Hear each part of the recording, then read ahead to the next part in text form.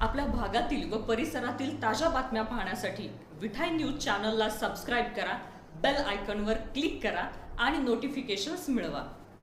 नमस्कार, शुभ सकाळ. विठाई न्यूजमध्ये आपल्या सर्वांचं स्वागत आहे. आज दिनांक 22 जुलै सकाळची उजनी अपडेट आम्ही तुम्हाला देणार आहोत.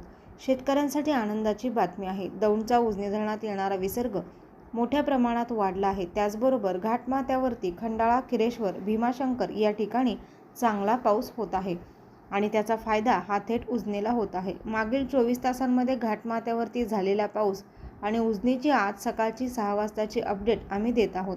उजनीचा आज सकाळचा एकूण पाणीसाठा 51.71 TMC इतका झाला असून अजूनही उजनी धरण उपयुक्त पाणी पातळीत म्हणजेच प्लसमध्ये येण्यासाठी 11.95 TMC पाणी उजनी धरणामध्ये येणं गरजेचं आहे.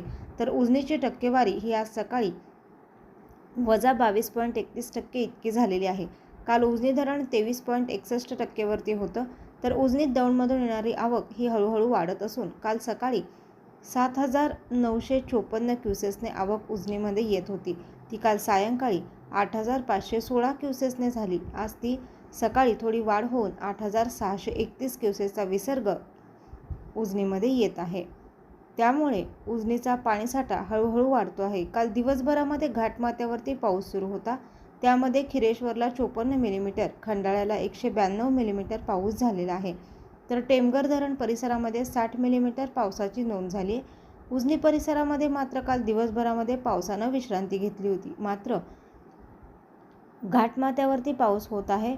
वरील धरणाच्या काही पाणलोट क्षेत्रामध्ये सुद्धा पाऊस सुरू आहे आणि त्यामुळे उजनीचा पाणीसाठा संत गतीने का होईना वाढतो आहे आणि लवकरच उजनी धरण प्लसमध्ये यावं हीच आपल्या सर्वांची अपेक्षा आहे.